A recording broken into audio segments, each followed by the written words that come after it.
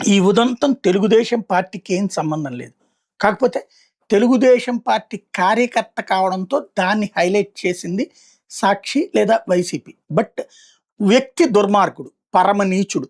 హిందూపురం నియోజకవర్గంలో జరిగినటువంటి అరాచకం టీడీపీ నేత నాగేంద్ర అన్నటువంటిది ఫోకస్ చేశారు. అతను టీడీపీ తరపున చేయలేదు లేదా టీడీపీ ప్రోత్సహించలేదు. కాకపోతే టీడీపీలో తిరుగుతుంటాడు, బాలకృష్ణతో ఫోటోలు దిగుతుంటాడు.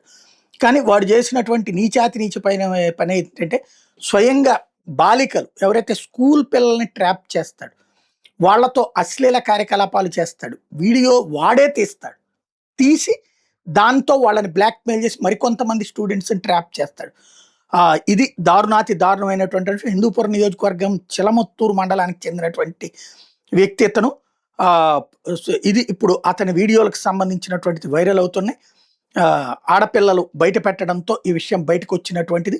విజువల్స్ అయితే టోటల్ సోషల్ మీడియాలో ఫోకస్ అవుతున్నాయి. మనకి నిబంధనల ప్రకారం మైనర్ బాలికల పేర్లు బయట పెట్టకూడదు, మైనర్ బాలిక బాధితురాలి ఫేస్ కూడా చూపించకూడదు. కాబట్టి విజువల్స్ ఉన్నా నేను ప్రొజెక్ట్ చేయట్లేదు. బట్ ఆ వ్యక్తి చేసిన ఘాతుకానికి సంబంధించిన ఎట్లాగ మరి సోషల్ మీడియాలోకి వచ్చినాయో తెలియదు.